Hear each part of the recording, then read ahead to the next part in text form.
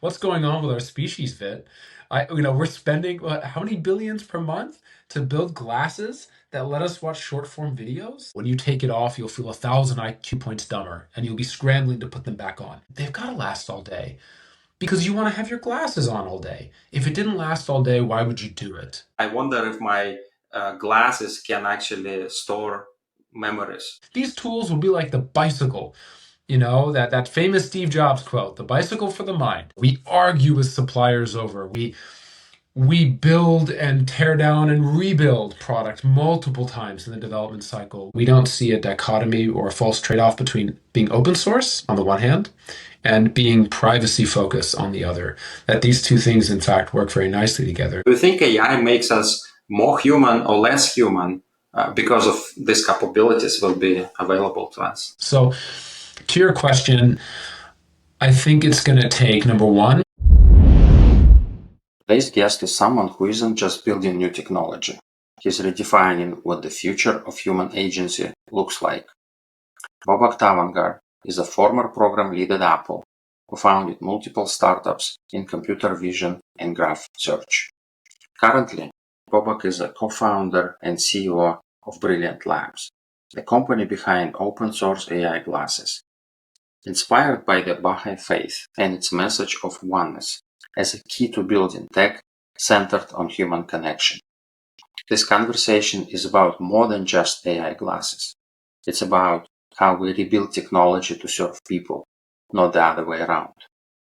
Bobak shares why open, privacy-first hardware might be the only path to a future where AI amplifies human thinking instead of weakening it. Before we dive in, make sure to subscribe on your favorite podcasting app and on YouTube. And if something in this conversation resonates with you, whether it excites you or challenges you, drop a comment and let us know your thoughts. And now, enjoy the conversation.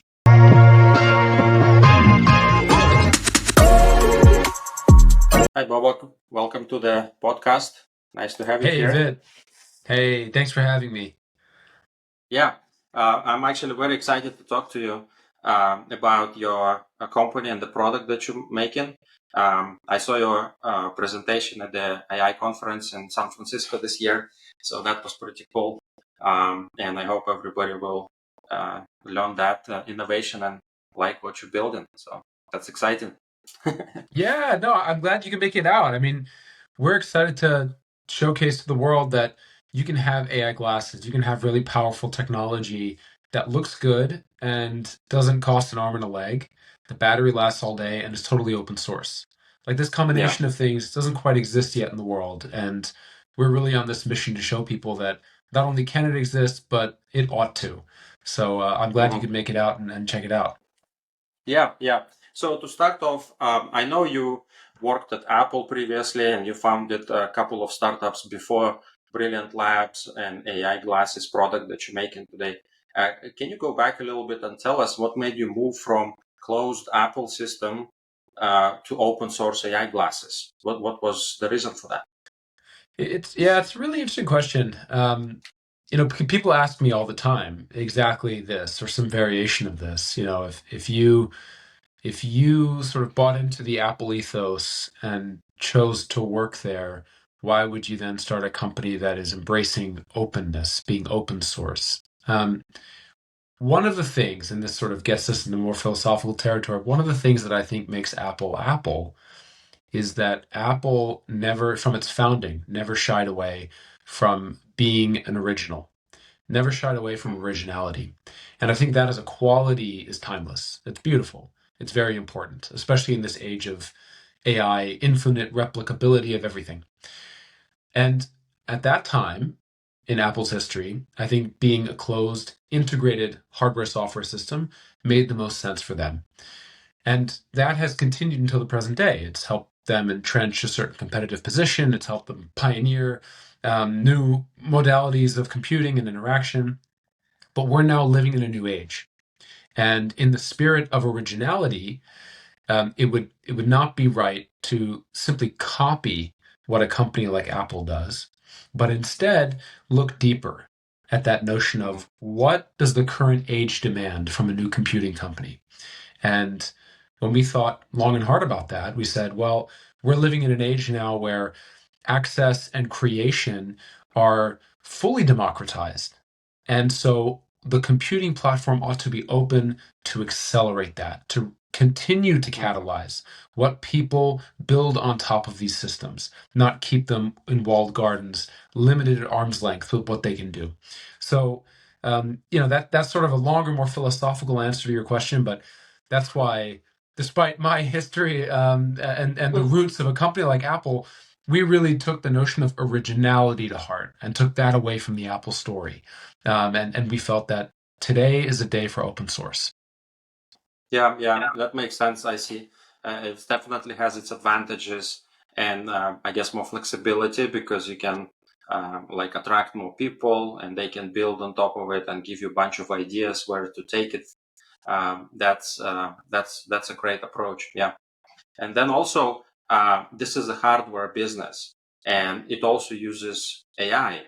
And up to today, we know only like computers and phones that somewhat using AI with early days to up to today. But this is a new kind of device and product, and it's hard to do. So why physical product with AI?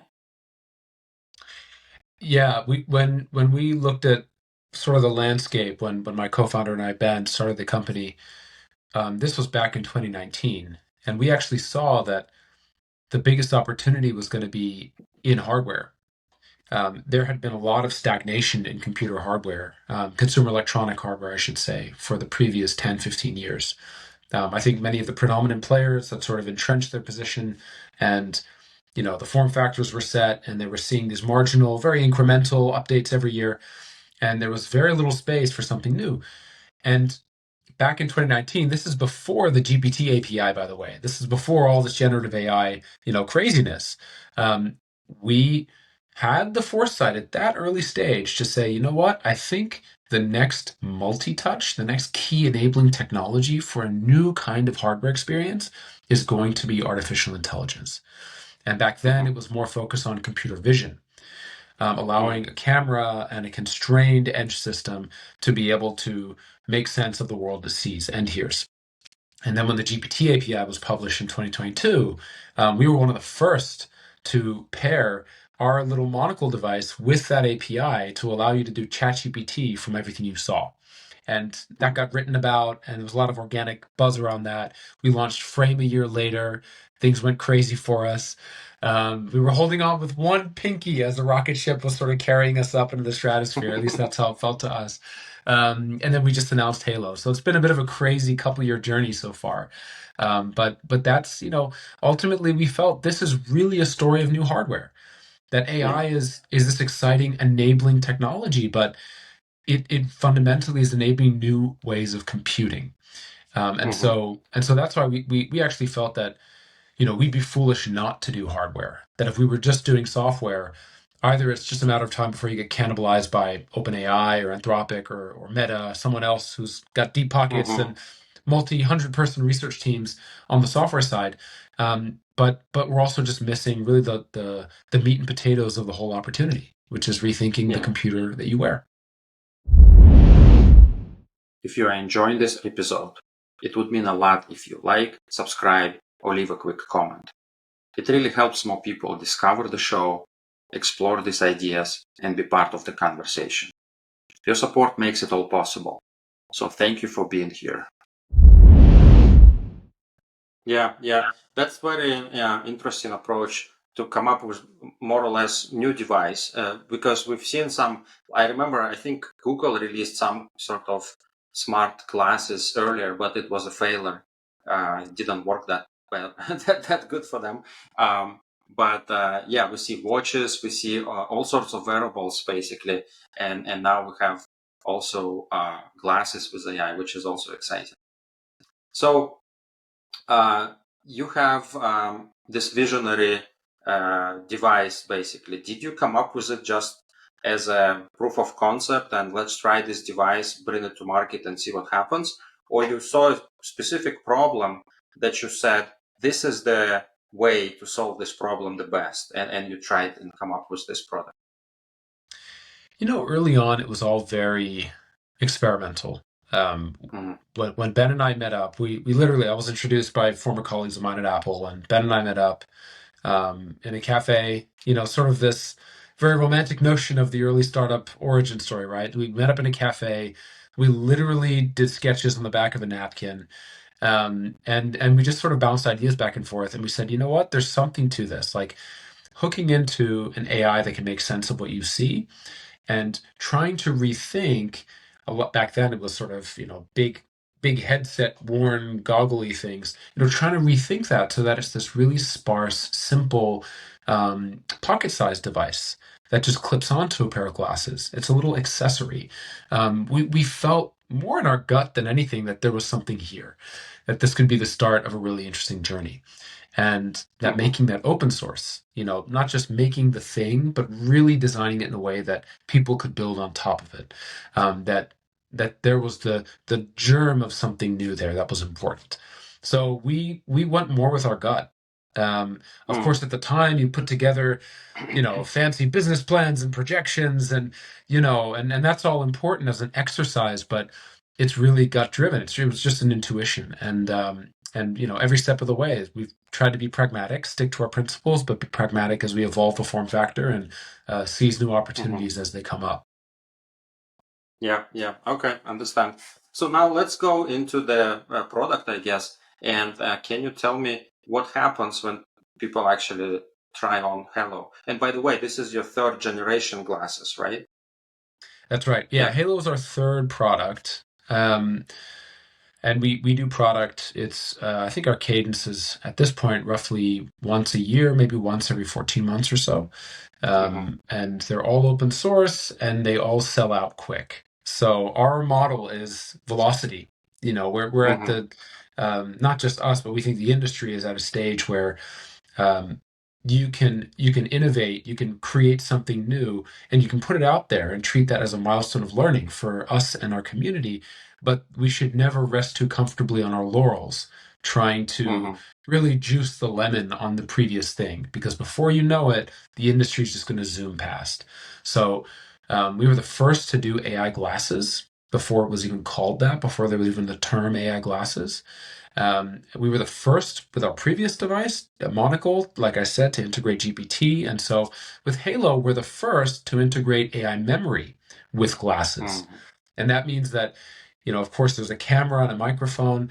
Whatever the device sees and hears, aligned with your first person perspective, that's indexed privately as memory. Your agent is not only learning and becoming increasingly personal for you, but it's there for recall, something, a name of someone you forget, details of a conversation, something you might have seen years into the future. You can ask questions about that. The agent can even reason over that and uncover unseen or pretty novel insights on top of the data of your life. So it's this very powerful system we've built, and we're eager to continue pressing that advantage. So Halo, when you put it on, immediately you're greeted by the assistant, and there's a little display, full color, micro OLED display, and with Mm-hmm. a simple tilt of your head, it comes into view, and then when the head is tilted back up, then it's out of view again, and you're just looking through prescription or sunglass lenses, whatever you need. And otherwise, it's there if you want to say, "Hey, Noah," and you want to have a conversation with your AI, then you can do that in real time. And if you ever have a question about what Vit and I talked about 2 weeks ago, you know, was Vit wearing a green shirt or a blue shirt, and did we talk about sports or did we talk about his new car? And it can recall the details of visual, audio, details of that conversation. So it's a very powerful system, and this is just the start of a long journey where really your AI becomes a personal, trusted ally helping you navigate life because it's experienced life along with you and can link that with so many other data points across the web. Yeah, I can think of million of different applications for this memory module.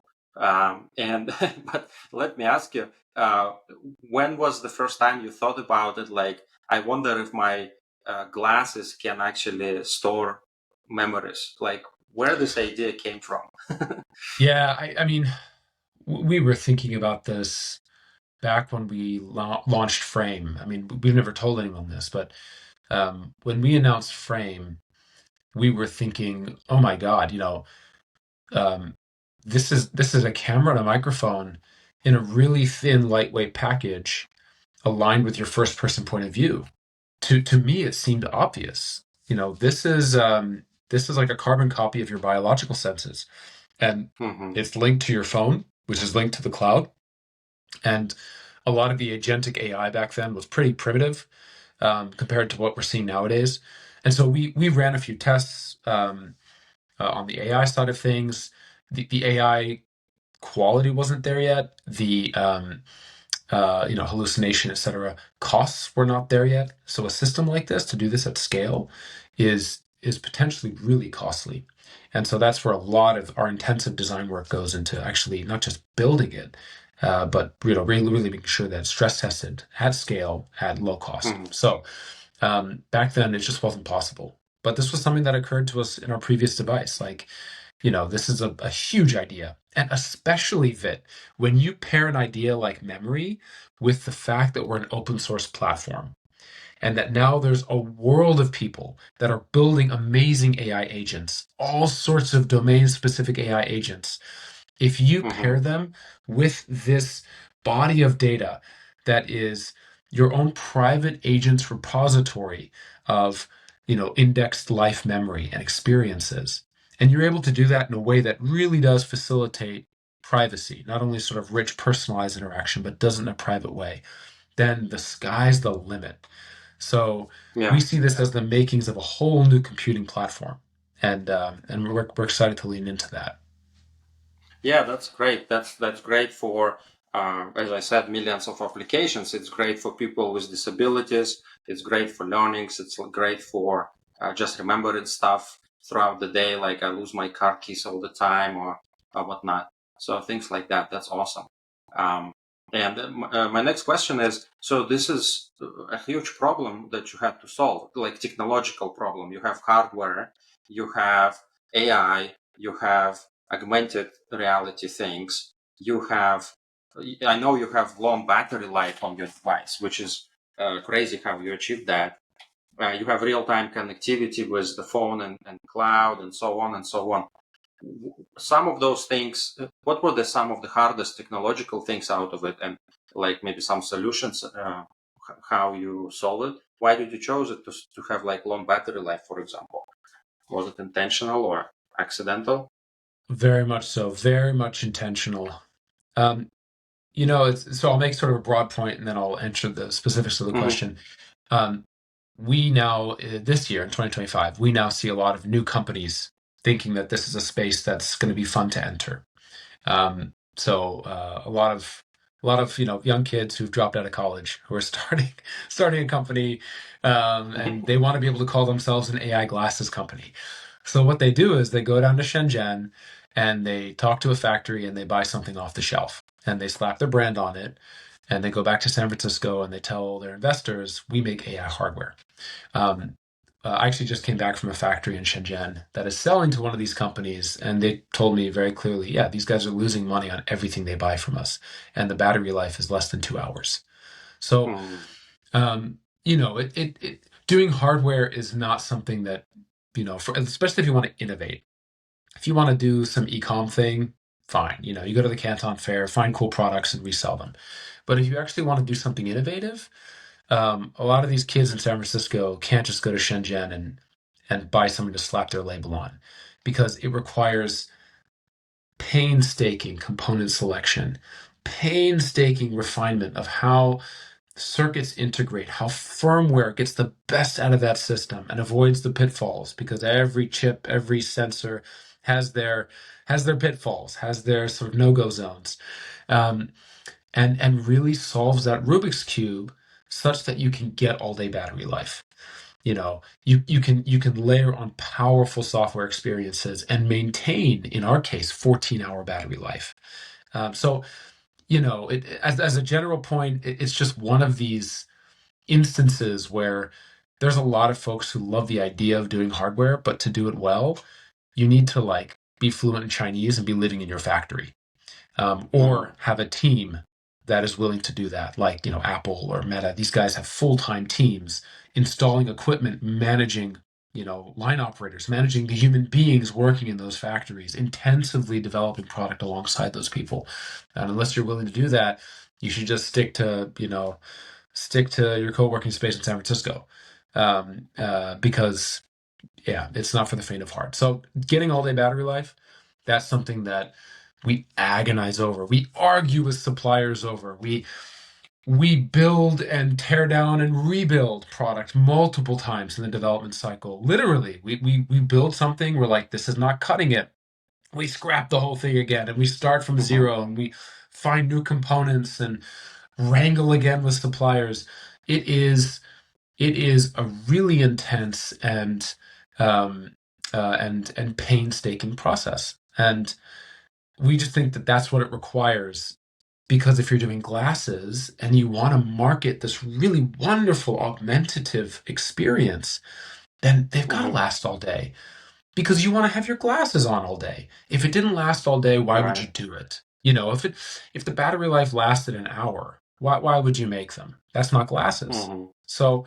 So anyway, that's again a roundabout way of answering your question, but it requires incredible intention. It's very painstaking.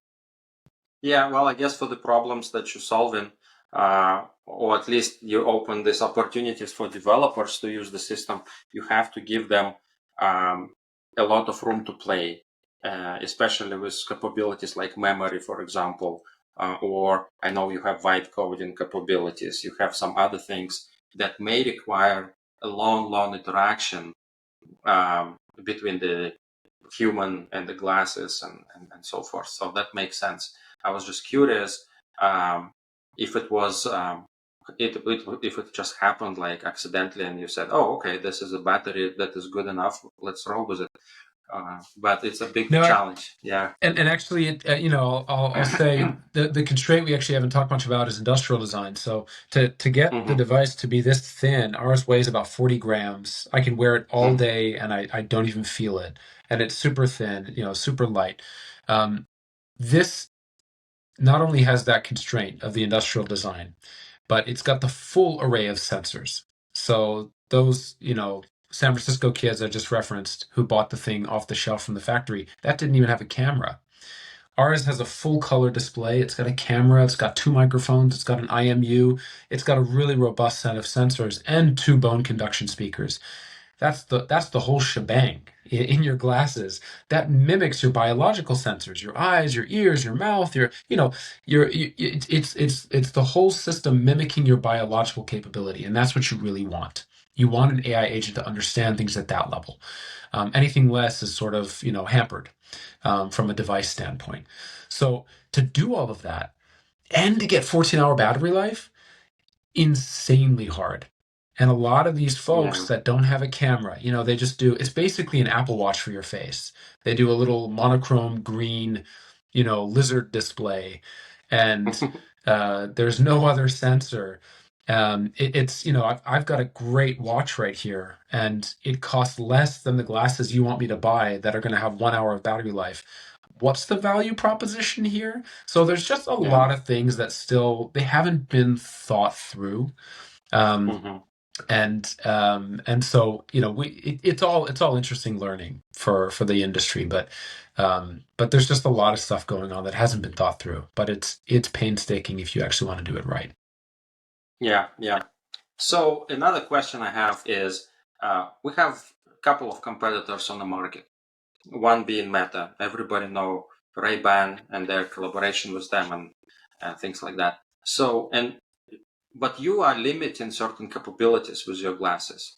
You are very focused on certain aspect, how you want users to interact with your device. Can you elaborate on that and explain those choices and why and what they are?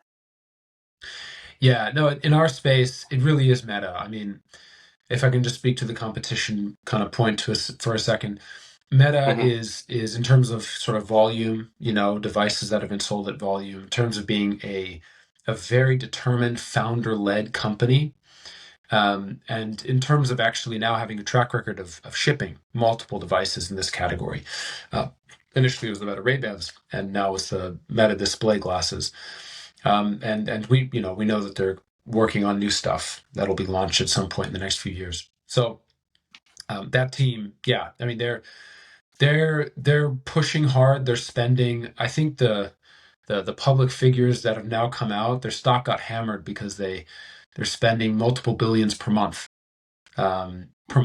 on this. And people are Wow. saying, wait a minute, you buy the displays and all this other stuff off the shelf. What are you spending that money on? So I also don't know. We have orders of magnitude smaller budget, and we're able to kind of still punch above our belt weight and compete with them. But um, I think part of it is competitors like Meta at a product at a market where the product is still so early, they need to subsidize. That's the only way that they're able to push that kind of volume, and that's why they're the Hmm. market leader right now. So, we talk to their suppliers, we talk to some of their channel partners. That they lose money for everything that they sell, and that's not even including the ads and the marketing, not even including the OpEx. Um, and so that's what it takes if you want to be a market leader. Now that also means billions per month. So, Hmm. just to kind of characterize what we mean by competition, that's sort of where this industry is right now. Um, Now, the way that we think, sort of to the second part of your question, the way that we think about how we compete, Meta's device, and in fact, almost every other company has seen their success and tried to copy them. These folks are almost all doing camera devices that are designed to capture something beautiful for Instagram. Like at the heart and soul, that's why they exist. And that makes Hmm. sense. Meta's business model is selling ads on their social media properties like Instagram. And so it's in their interest to subsidize heavily, to lose money on every unit of hardware they sell, to be able to mine the data of your life and sell it to the highest bidding advertiser, to be able to send you even more personalized, incipient advertising on their platforms. So, um, that their game is well known, and like kudos to Mark and their team for understanding who they are, how they make money, and how hardware fits into that story, and spending, even despite the Hmm. billions of losses, spending to make that happen. For us, obviously we don't have that luxury. For other companies that copy them, we don't quite understand what the play is there. um, but generally that category of product is all about captured for social media. For us, we're very simple. We sell hardware, we make a bit of margin for every unit we sell, and soon we're going to be selling software subscriptions on top. And our hardware is purely designed for all day AI inference over the life you live. So that notion of an AI that is seeing and remembering, and then opening that up as a platform for developers to build agents to hook into, that to us is sort of the heart and soul of why we're building this product.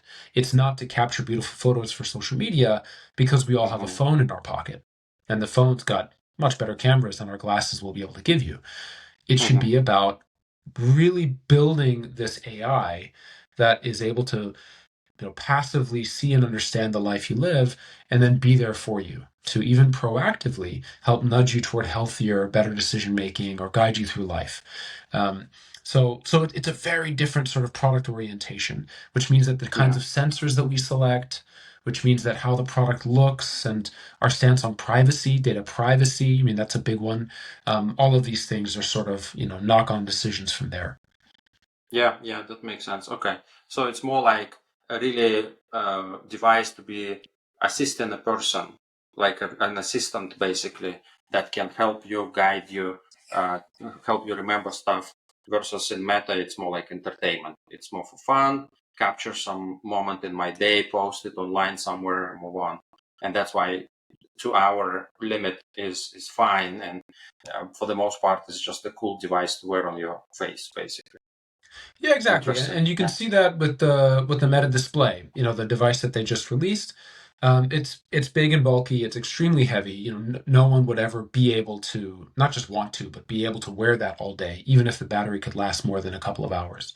But aside from the battery life and the cost and the weight, and the aesthetic, it's designed for like watching short form videos. Hmm. One of the key use cases Meta showed was, hey, now you can sit and watch short form videos in front of your eyes. I mean, I found that chilling. Mhm. I mean, what's going on with our species, Vit? We're spending how many billions per month to build glasses that let us watch short form videos? What is happening to humanity? Really, if we take a step back, is this why this whole industry exists now?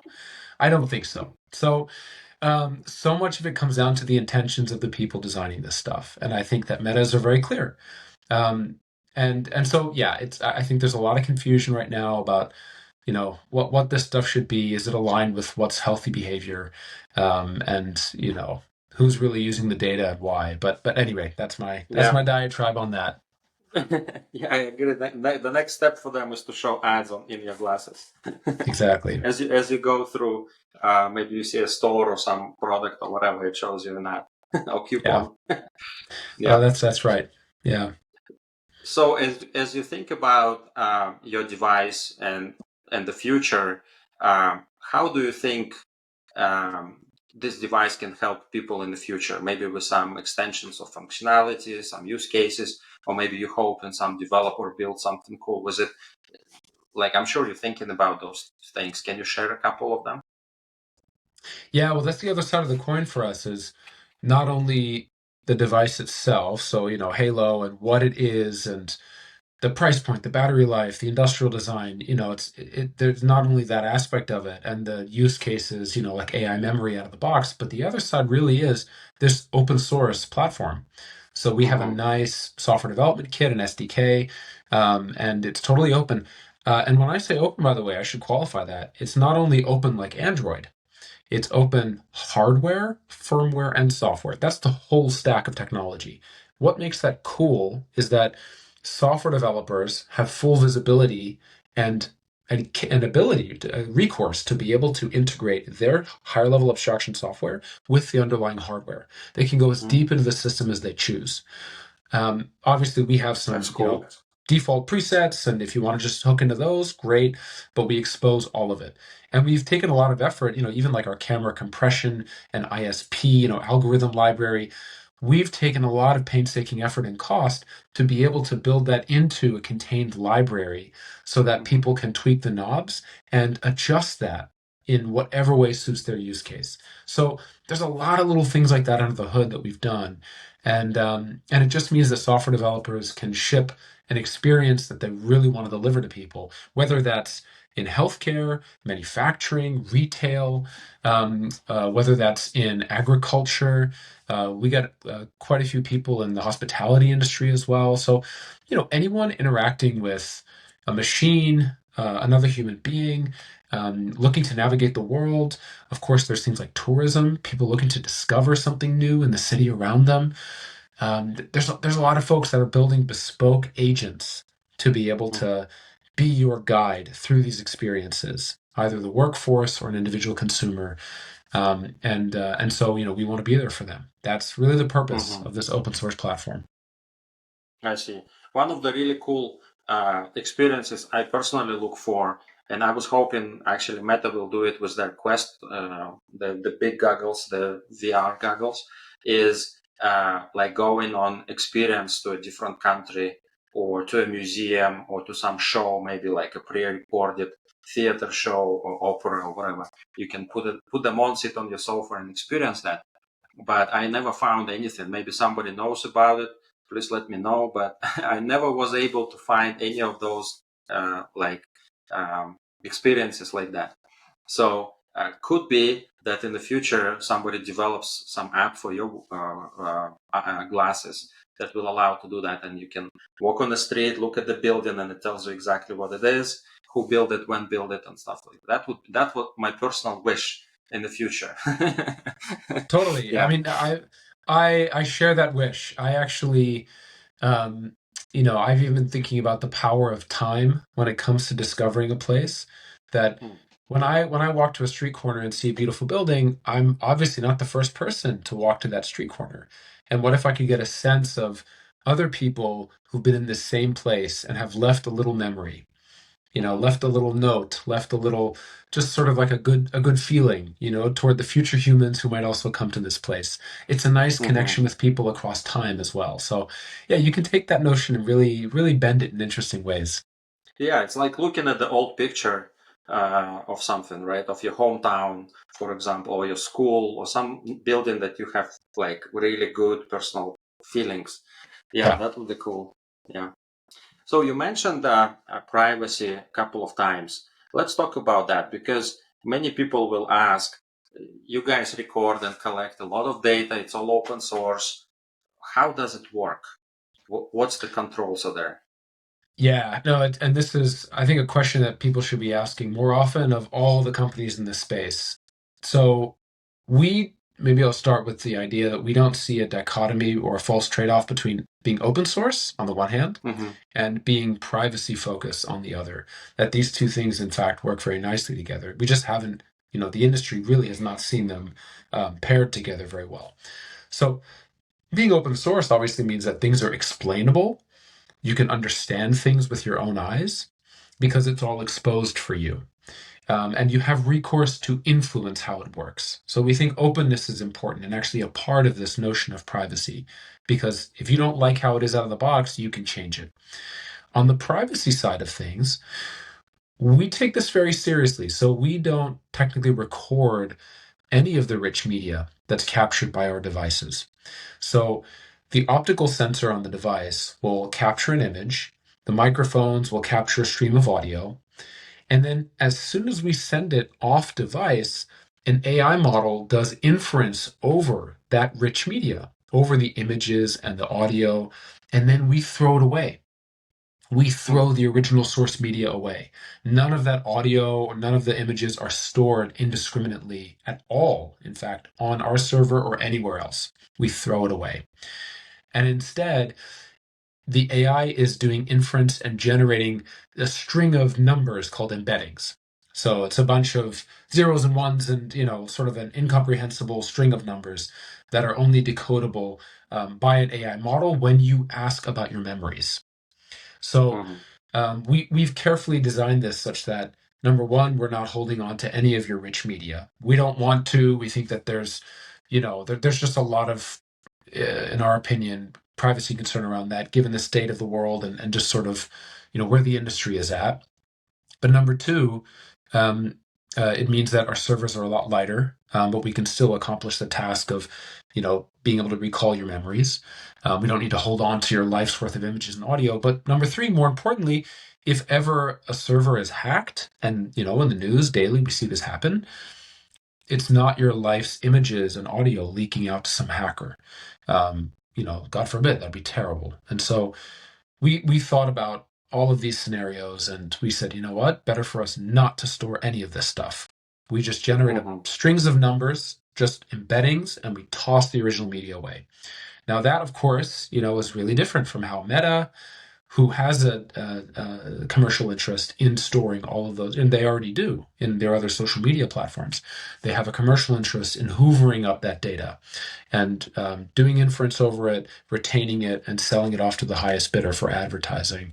Um, and a lot of other small startups in the space as well that we know of. Hmm. They don't really think about this question. They're kind of following Meta thoughtlessly and hoovering up that data and doing God knows what with it until their Yeah. server gets hacked. So this is a question that I think really, really needs to be asked, and it's not asked enough. Yeah, yeah, I agree. It's always good to know what companies do with it and actually do it because many people claim something, but they don't actually do it. And then we learn later from use that some information leaked from here or there, and it's a big lawsuit and things like that. So I Yeah. think, especially with an open system like yours, it's also important to let developers know, like, you cannot do this, but you can do that. So you have your constraints to work with. I think that's very important. That's right. Yeah. And just to tie it full circle with being open again, I mean, the cool thing is that, I can make certain claims, I can tell you what our intentions are, but because we actually release things in the open and you can see the architecture of how that system is designed under the hood, people can Hmm. verify that themselves. They can inspect the system themselves, and they can see, okay, there's actually nothing in this system which sends images and audio to be stored somewhere else. I mean, that's a huge Mm-hmm. job.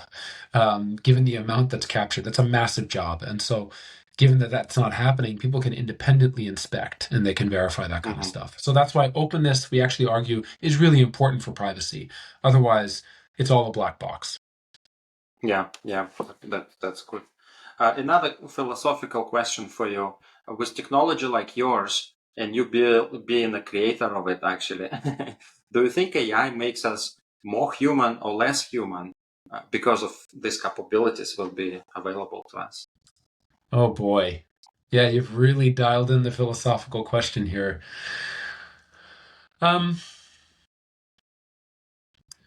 I think that I think it's not yet determined the answer to that question. I don't think we know yet. I think that's an open question that will pan out over time.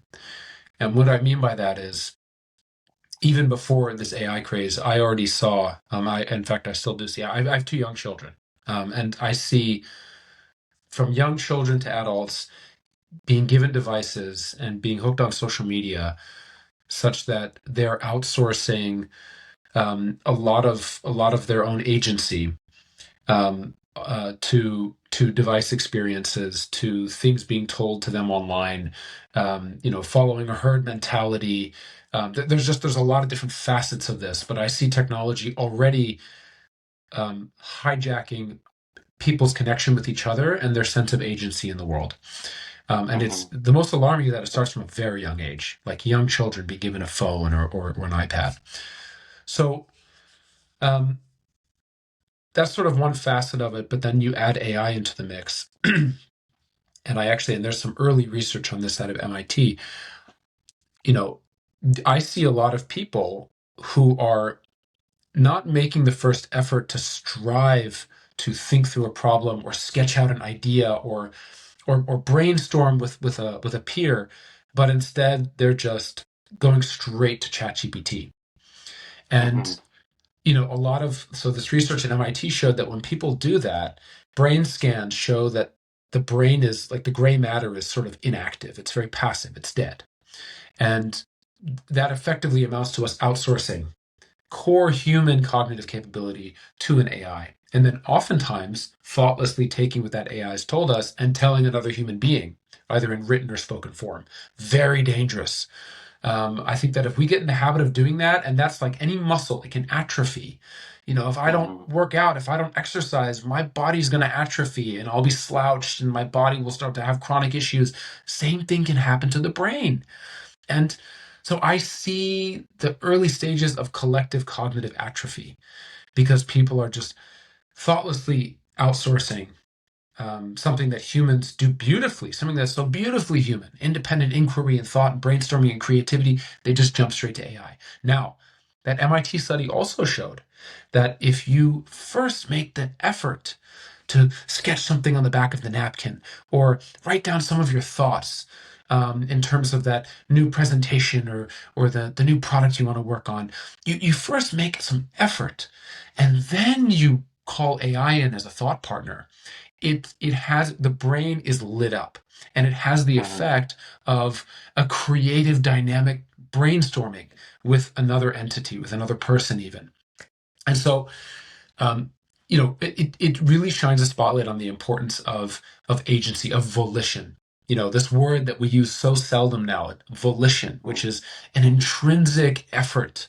And it's such a simple idea, but it's something that I think unless we're vigilant about it, it's just gonna, AI is gonna bulldoze that from us. So to your question, I think it's gonna take, number one, people who make products like us to think intentionally and try to bake this notion of volition, human agency, into the Mm-hmm. heart of the product experience so that we're not trying to make it easy for you to just slouch on the couch and let AI take the driver's wheel, take the wheel and just drive. Um, that's on us. And I think that's on every company making a product, hardware or software. But on the user side of things, yeah, I mean, all of us using these products, we need to be thinking intentionally. Am I, when any thought hits my mind, am I a pass-through to ChatGPT? Or am I really still a human? Am I making that effort? Am I exercising that beautiful creative mind that all of us have? And I think if we do, these tools can be incredible. These tools will be like the bicycle, that famous Right. Steve Jobs quote, the bicycle for the mind. We're not the fastest creature, we're not the strongest creature on this planet, but we're tool makers. And if we use these tools responsibly and thoughtfully, then it can carry us faster and further than we ever could have gone on our own. But if we don't, they can be the cause of our destruction. So uh, I think that the answer to the question is still being written, and it's sort of the early days. Yeah, yeah. It sounds like to me, well, when you were talking about this, the new industry will have to be born, something like fitness for your brain or something like that. When we have, or Peloton for brain, or whatever the case is, when people will have to exercise that muscle to not to become lazy and dumb and things like that. So Yeah, yeah.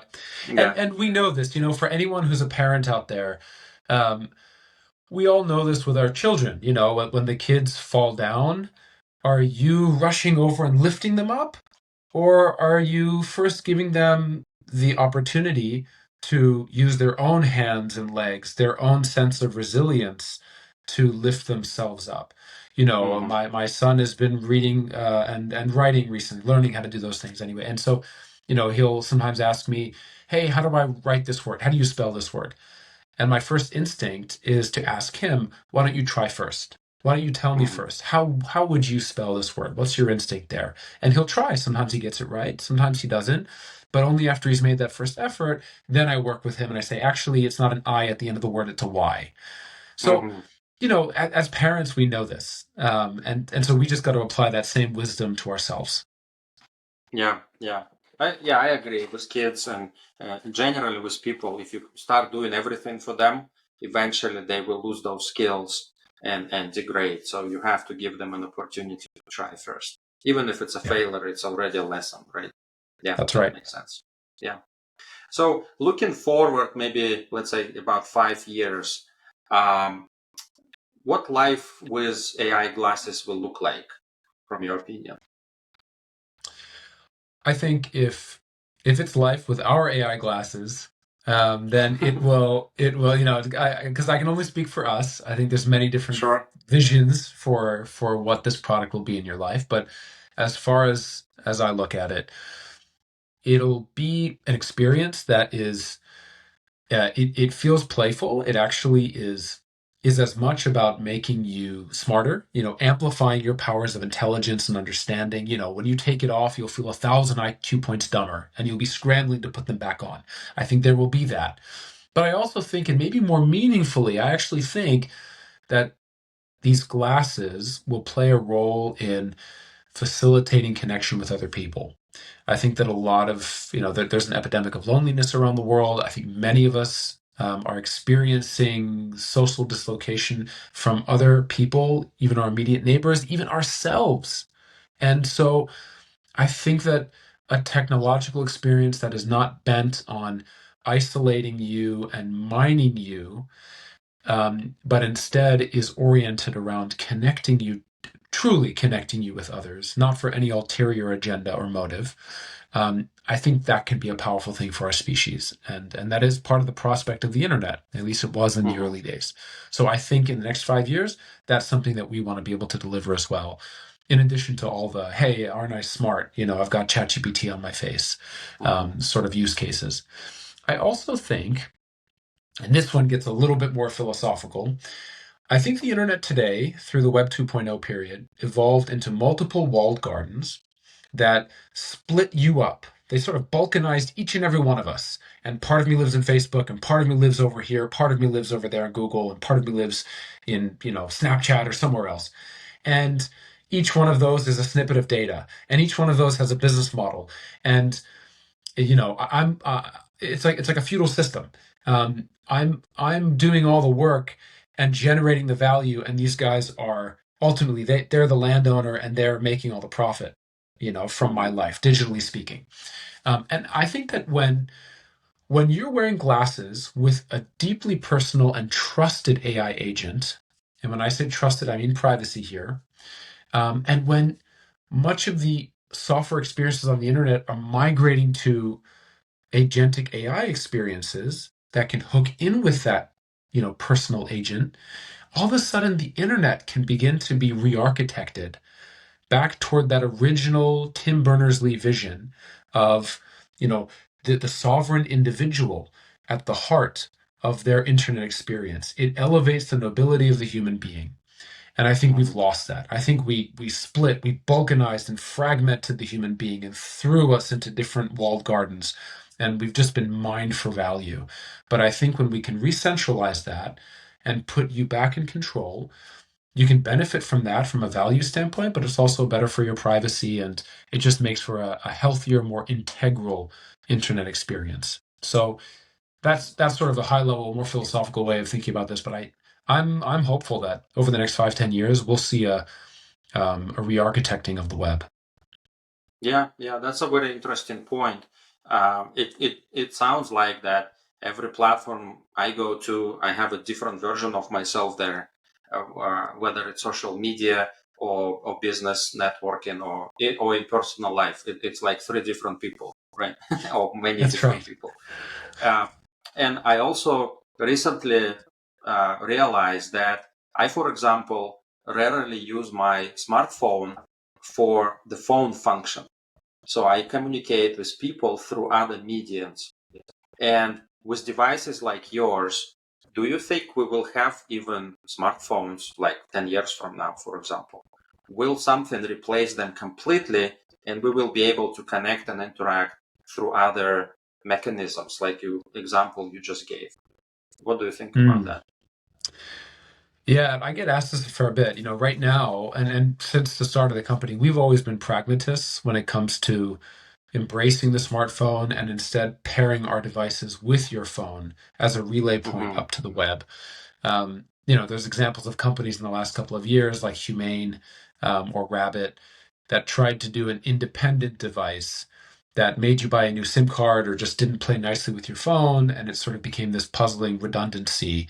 um, two different numbers or two separate bricks that I carry in my pocket. And so, we've never been a fan of that. We're like, look, your phone is really good at what it does. The cameras are amazing. It's got a big fat pipe to the internet. It's got a lot of storage and long battery life. And your whole digital life is accessed through your phone and you have it with you all the time. We should play nicely with the phone. So that's always been our stance. We're pragmatists. Um, because sometimes you do hear some of these goggle glasses companies say phone replacement, that's what we're going to do, Mm-hmm. and we're just totally not about that. If that happens over time, that's something that each individual needs to decide in their life. Mm-hmm. That's not something that a company can set out to accomplish as a goal.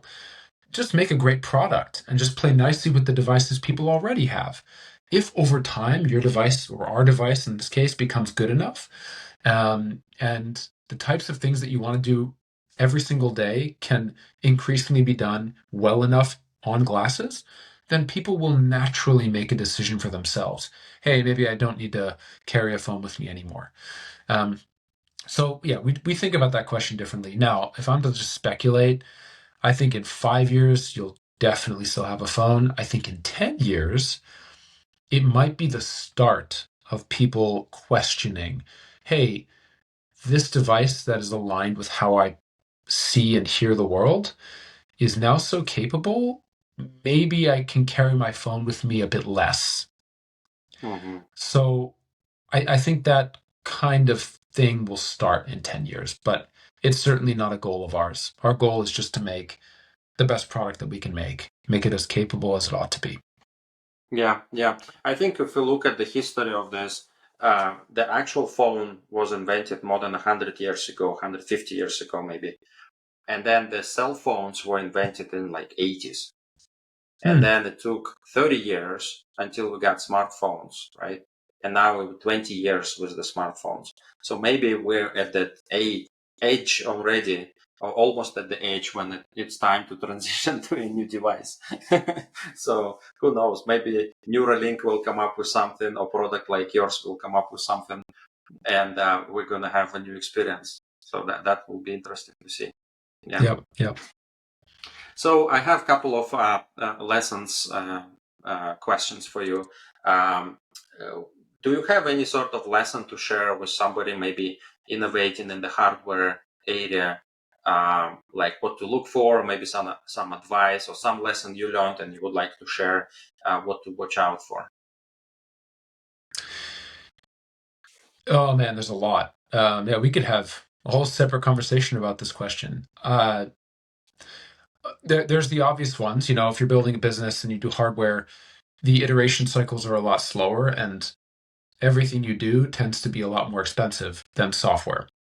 Mhm. Um, with software, there's a lot of process-oriented things you need to get right, and there's a lot of painstaking work in that as in there as well. But the cost of making a mistake is a lot lower. In hardware, the costs of just iterative learning are much higher, and the lead time as well, so the time cost. And so many companies that come into hardware from a pure software standpoint, they sometimes don't appreciate that at the outset, and that can lead to cash flow issues. It can sink a company. So that's maybe one thing to flag is just to understand the different cost structure around the winding face plant prone path of making novel hardware. Mhm. Maybe the second thing I'll say is that, and this is very different from the first thing, making your own hardware is friggin' awesome, because all of a sudden you don't need to play in someone else's sandbox. You're writing the software, but it's in the sandbox that you yourself are designing. And so Mhm. if you want the rules to be written a different way, if you want it to look different and feel different and allow for new kinds of functionality that's not possible in someone else's sandbox, you can do that because it's totally within your control. So, I mean, this is another, to go to your previous question, this is another one of the reasons why we decided to make our own hardware, is because we knew that in this new emerging space of computing, nothing was mature yet. And so that was an opportunity to make a new sandbox and influence how other people's sandboxes are designed as well, and therefore influence how people's software is written as well. So, Mhm. um, it's freaking fun. It's freaking awesome. Um, but it's hard. So, and if it wasn't hard, then everyone would be doing it. So that's sort of the second thing.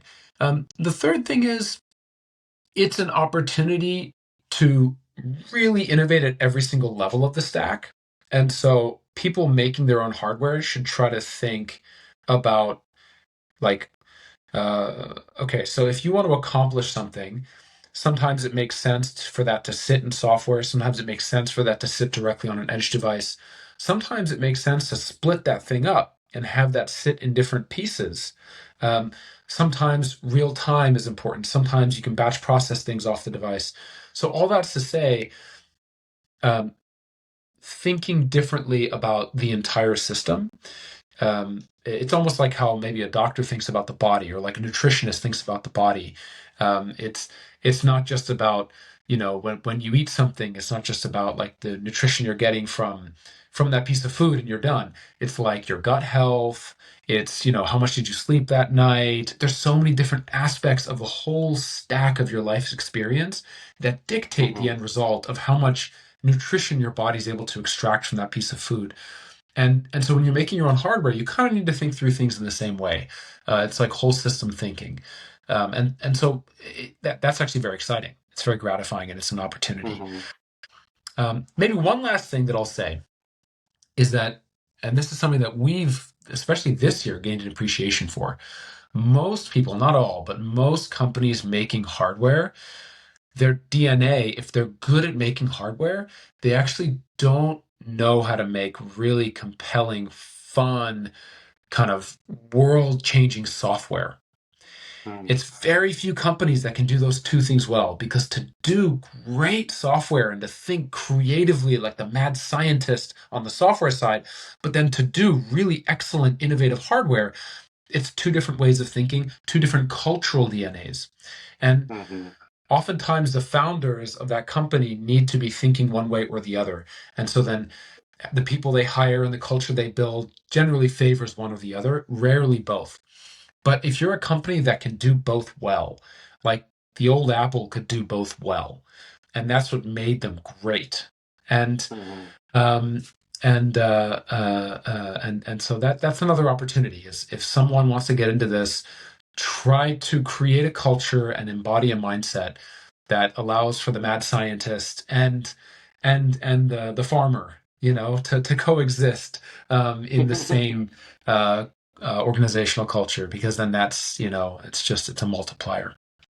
Yeah, then it's gonna be good on both sides. Yeah, yeah, that's for sure. Okay, so we're at the end here, and I usually like to ask a couple of quick questions from my guests. They're pretty much the same questions all the time, but it's fun to get insight from people from different industries. So the first one is, can you define the innovation in one word?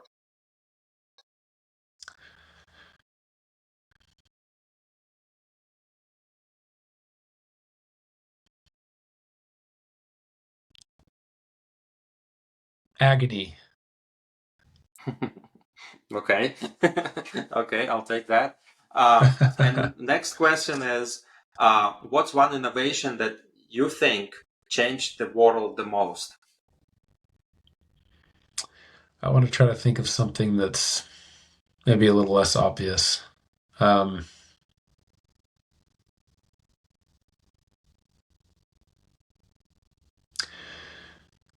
well, I can tell you one that I'm excited about.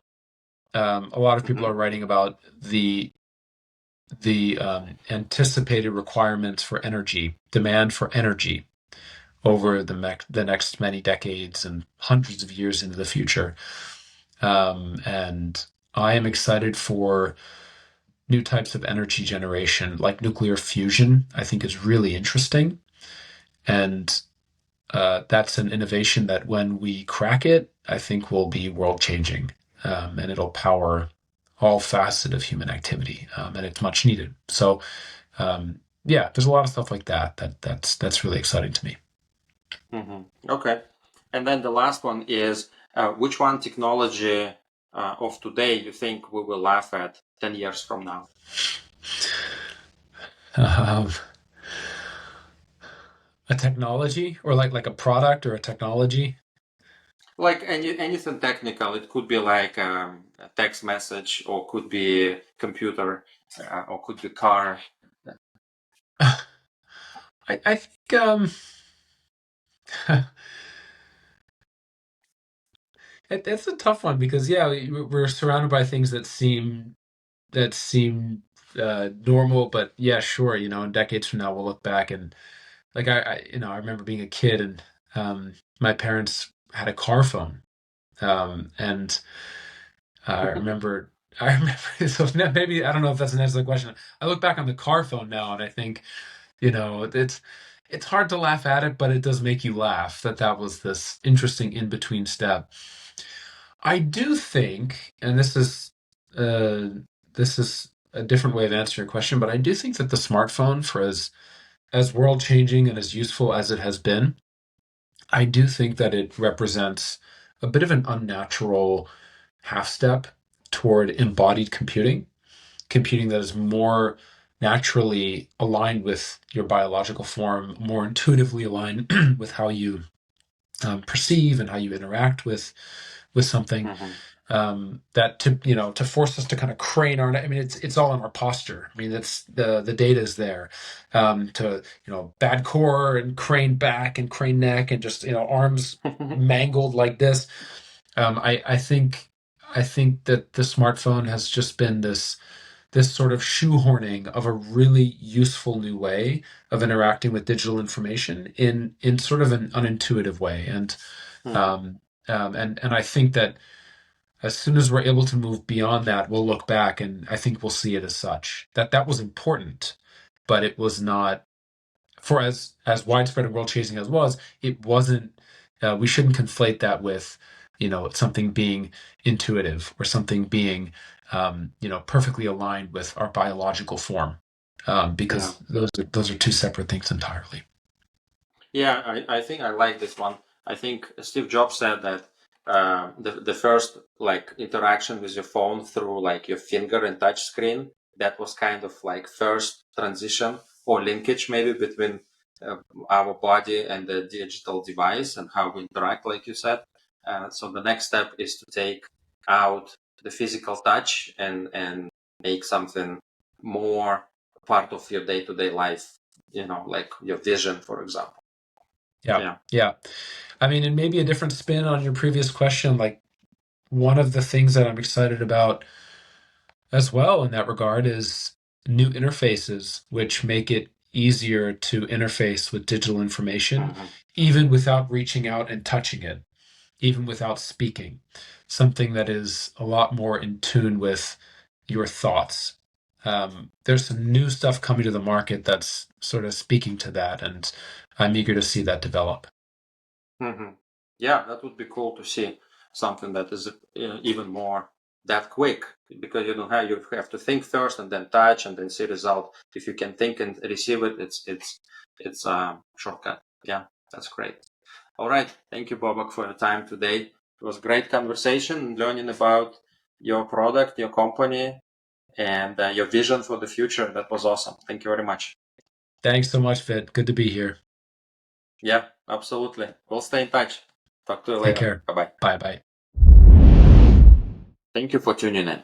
I hope this conversation gave you fresh ideas and inspiration. If so, please share it with your friends and colleagues. Don't forget to follow, subscribe, and leave a quick comment. It helps more people discover this episode. See you next time.